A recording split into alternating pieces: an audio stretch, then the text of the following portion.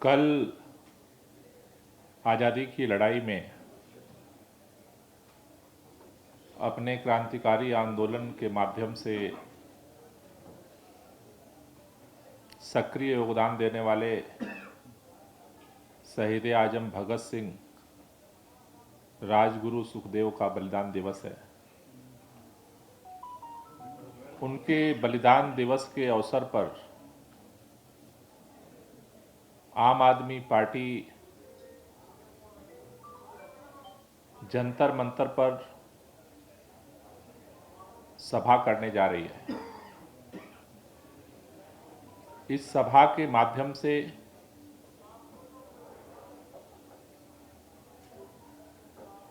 देश के सामने जिन स्वतंत्रता सेनानियों के लंबे संघर्ष के बाद इस देश को संविधान मिला, इस देश को लोकतंत्र मिला, इस देश को संसदीय प्रणाली मिली, इस देश को चुनाव आयोग मिला, इस देश के अंदर स्वतंत्र जांच एजेंसियों की स्थापना हुई, इस देश को न्यायपालिका मिली। लेकिन आज आजादी के 75 साल बाद उन स्वतंत्रता संग्राम सेनानियों के सपनों पर, उनके कुर्बानियों के दम पर मिले लोकतंत्र पर, संविधान पर खतरा मंडराने लगा है। इस देश के अंदर एक अघोषित तानाशाही को इंपोज किया जा चुका है। देश के अंदर चुनाव आयोग आज स्वतंत्र रूप से निर्णय नहीं ले सकता। कई सारे ऐसे अवसर आए जब माननीय देश के प्रधानमंत्री की रैलियों के अनुरूप चुनाव आयोग अपने चुनाव की तिथियों की घोषणा करता है। परिणाम एक साथ आते हैं हिमाचल प्रदेश और गुजरात के, लेकिन चुनाव की तिथि हिमाचल की पहले घोषित होती है और गुजरात के अंदर प्रधानमंत्री जी की रैलियों को देखते हुए चुनाव की तिथि बाद में घोषित होती है। सीबीआई और ईडी की जो स्थिति बनी है, आज पिंजरे में कैद पंछी की तरह इशारे पर एजेंसियों को नचाया जा रहा है। कर्नाटक के अंदर भारतीय जनता पार्टी का विधायक करोड़ों रुपए के साथ पकड़ा जाता है और छूट जाता है, कोई कार्रवाई नहीं होती है। और विपक्ष के नेताओं के ऊपर फर्जी मुकदमे लगा करके जेल के सीखचों में बंद करने का सिलसिला और षड्यंत्र लगातार जारी है। देश के अंदर न्यायपालिका तक को अपने मुट्ठी में करने के लिए पुरजोर कोशिश की जा रही है, हर तरह से हाथ पैर मारा जा रहा है। संसदीय प्रणाली में विपक्ष अडानी मामले को लेकर के लगातार बजट सत्र से ज्वाइंट पार्लियामेंट्री कमेटी से जांच कराने की मांग कर रहा है, सत्ता के कान पर जू नहीं रेंगता।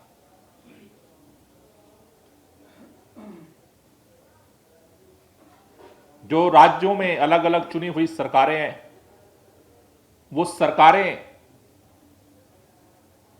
अपने संवैधानिक अधिकारों के तहत कार्य कर सकें, उनकी भी इजाजत नहीं है। कल दिल्ली के अंदर जिस तरह से प्रस्तुत होने वाले बजट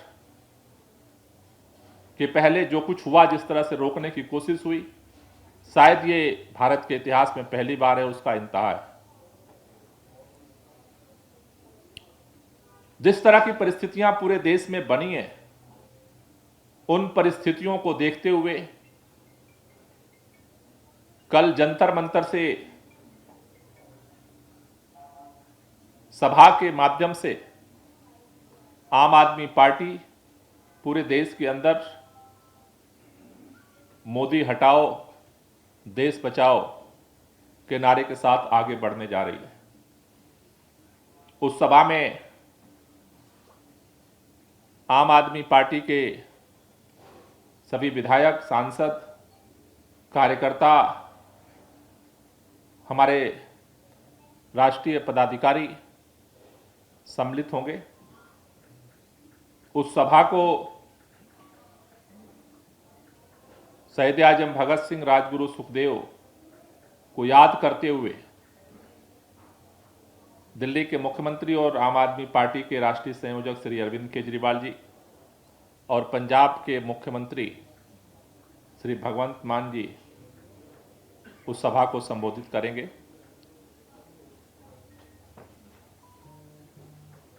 आज आप सुबह से खबरों में देख रहे हैं, मोदी हटाओ, देश बचाओ का नारा दिल्ली के सड़कों पर, दिल्ली के अलग अलग इलाकों में दीवालों पर देखा गया। एक नारे से इतनी बेचैनी,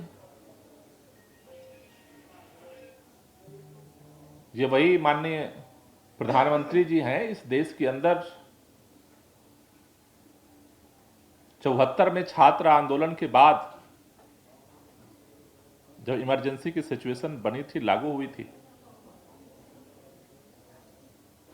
तो ये भी उसमें शामिल थे जब इंदिरा हटाओ और देश बचाओ का नारा लगा था, पूरे देश के अंदर अभियान चला था। तब वो लोकतंत्र की लड़ाई थी और आज उसी नारे से आपको डर लगने लगा। मैं आपको पोस्टर दिखाना चाहता हूं।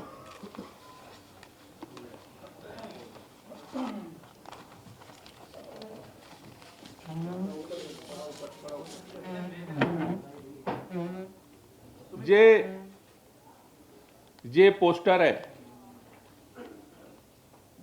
जिस पर 100 से ज्यादा कह रहे हैं कि एफआईआर, अखबारों की, मीडिया की रिपोर्ट के अनुसार 100 से ज्यादा एफआईआर दर्ज कर दी गई। लोगों को गिरफ्तार किया जा रहा है, लेकिन आपकी गिरफ्तारियां और आपके एफआईआर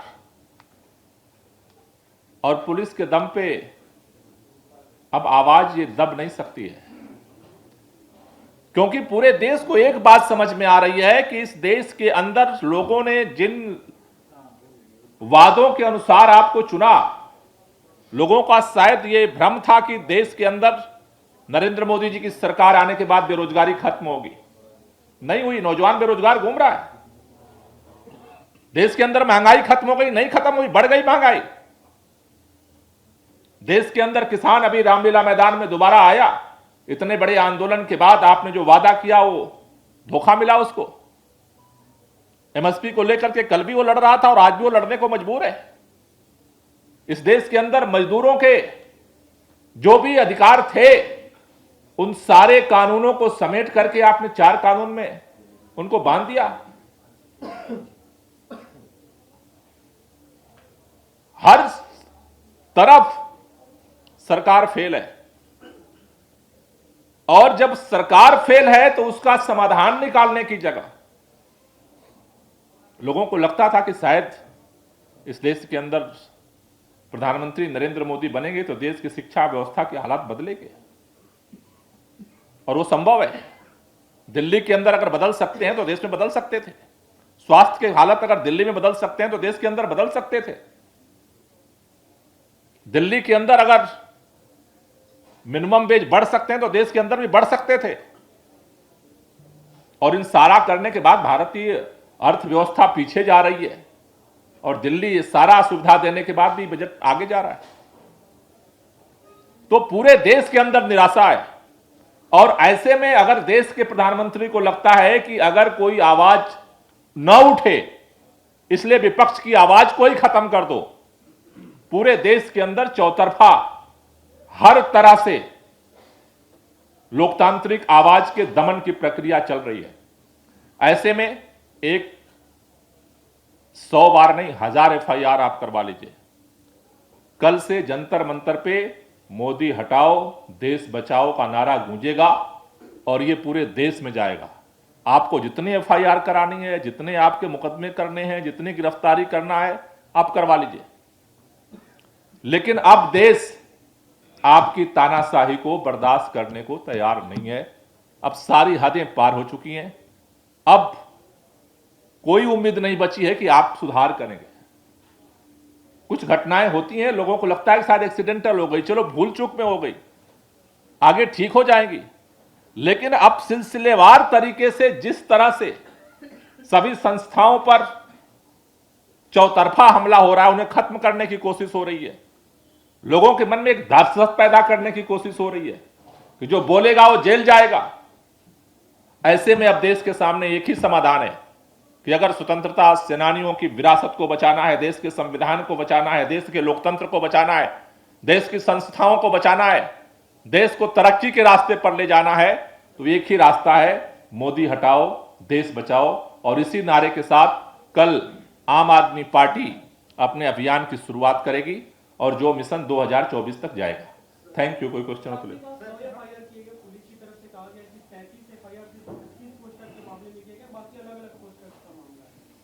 मैंने बताया कि मीडिया रिपोर्ट के अनुसार मैंने कहा कि 100 एफआईआर की बात आई है, मैंने वही आपको बताया। सर, क्या आपने विपक्ष के अन्य दलों को भी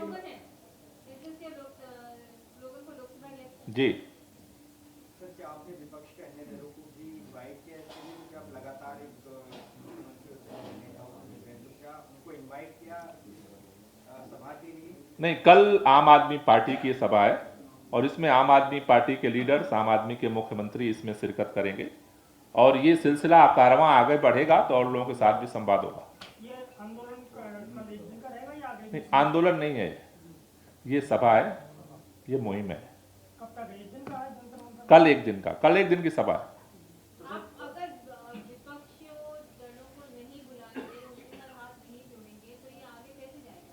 नहीं, जैसा मैंने कहा कि कल आम आदमी पार्टी सभा करके इस अभियान को दिल्ली से शुरू कर रही है। ये सिलसिला और संवाद आगे अलग अलग राज्यों के साथ जारी रहेगा। लेकिन सर, इसमें सवाल ये उठ रहा है, जैसे हमने हाल में देखा था बीआरएस ने प्रोग्राम किया तो पूरा अपोजिशन एक साथ दिखा था, पार्लियामेंट सेशन में है, आप लोग लगातार अपोजिशन पार्टी से बात करते रहे, तो इस बड़े स्टेज पे अपोजिशन मिसिंग होगा तो क्या? Not missing.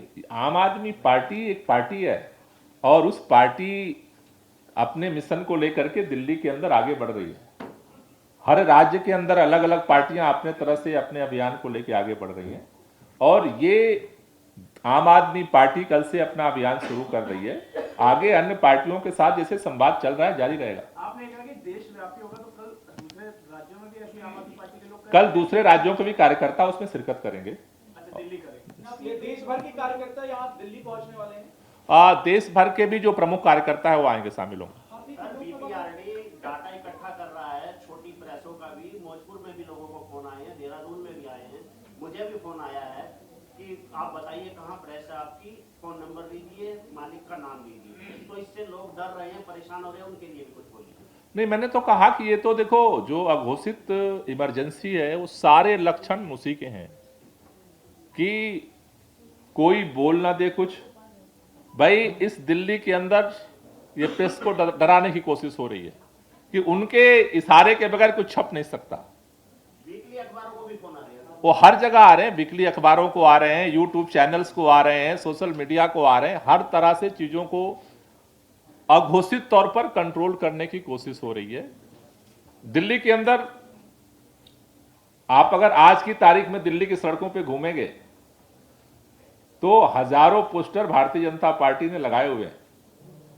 मुख्यमंत्री जी के खिलाफ लगाए हुए हैं, हमारे शिक्षा मंत्री के खिलाफ लगाए हुए हजारों पोस्टर हैं। एक भी एफआईआर नहीं हुई, ना प्रेस एक्ट काम किया, ना तो डिफेंस एक्ट काम किया। तो ये जो एक तरफा एजेंसियों को उपयोग करना, आवाज को बंद करने का, अब इस देश के सामने समाधान एक ही है कि अगर मोदी जी को हटाया नहीं जाता है तो अब इस देश के लोकतंत्र और संविधान को नहीं बचाया जा सकता। अगर वो दोबारा जीत करके आते हैं तो शायद अभी डर डर करके पीछे से हमला हो रहा है, कल सरेआम वो मंजर इस देश को देखना पड़ेगा जिसकी हम किसी भी तरह से उम्मीद नहीं करते हैं। सर, आपने कहा कि ये आंदोलन नहीं पर सभा है, लेकिन आम आदमी पार्टी का सभा और आंदोलन जो जंतर मंतर पे होता है उनमें फर्क क्या है? नहीं, जैसे मैंने कहा कि नॉट ए प्रोटेस्ट, किसी के खिलाफ प्रोटेस्ट नहीं है। ये एक मुहिम है जो कल से आम आदमी पार्टी शुरू कर रही है और देश भर में लेकर जाएगी, लोगों को इसके लिए तैयार करेगी। सर, मनीष सिसोदिया को आज पेश किया गया था एनफोर्समेंट डायरेक्टरेट वाले मामले में, अब उनको जेसी में भेज दिया गया है, तो आपको लगता है अब थोड़ा रिलीफ मिल रहा है इस पूरे मामले में धीरे धीरे? देखिए, ऐसा है कि हम हर तरह से हर प्रक्रिया का सामना करने के लिए और उनके हर तरह के षड्यंत्र का मुकाबला करने के लिए तैयार हैं। वो क्या करेंगे अभी ये कुछ कहना मुश्किल है। तो कल जिस दिन पिछली बार सीबीआई की सारी जांच पूरी हुई थी, उसके बाद ईडी सामने आ गई, तो अभी वो कल क्या करेंगे? पिछली बार सत्येंद्र जैन के मामले में जब जज बदलवा दिया उन्होंने, कोर्ट ही बदल दी, तो वो उनके पास जो भी संविधान द्वारा प्रदत्त अधिकार हैं उन सबका वो व्यक्तिगत तौर पर दुरुपयोग कर रहे हैं। तो हम हर तरह के चीजों से मुकाबला करने को तैयार हैं और जो जो प्रक्रिया होगी हम उसका सामना करेंगे और उसके सामने हम लड़ेंगे। दिल्ली पुलिस को इसी पोस्टर से ऑब्जेक्शन है, जो लिखा हुआ है उसी को लेकर, और उसमें आप लोगों ने लिखा नहीं है किसने पोस्टर छपवाया, प्रिंटिंग प्रेस कहाँ है, ये वो चीज को लेकर के उन्होंने सेक्शंस डाले हैं। कल आप लोग जब इसी पोस्टर को लेकर प्रोटेस्ट करेंगे तो दिल्ली पुलिस हो सकता है एक्शन ले, तो आप लोग तैयार हैं? हम हर तरह के तैयार हैं। कल सारे लोगों को गिरफ्तार कर लेगी वहां से। जी, इस कार्यक्रम के लिए जो भी प्रमुख कार्यकर्ता हैं देश भर से, उन सबको इनवाइट किया गया है, तो काफी जगह से लोग आएंगे।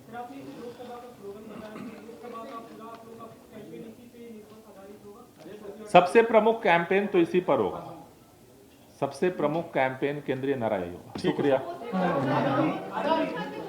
लिखा हुआ है, आ जाओ। है क्या?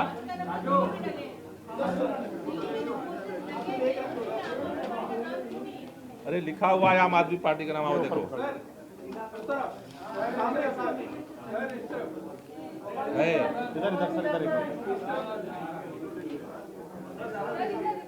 इधर भी इसमें आम आदमी पार्टी का भी नाम लिखा हुआ है, सब लिखा हुआ है। इधर सामने ले।